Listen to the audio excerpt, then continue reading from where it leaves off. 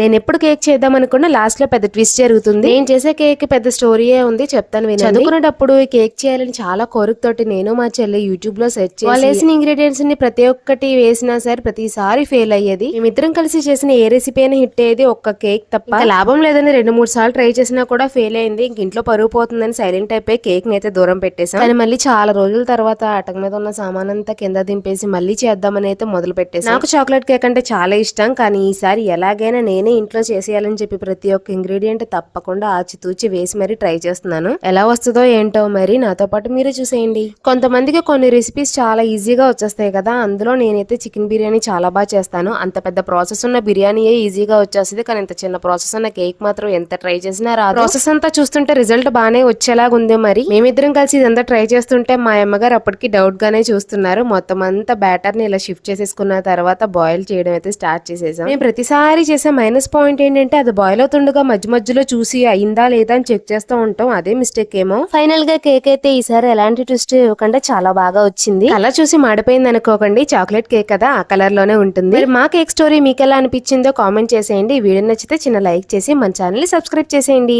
Thank you for watching.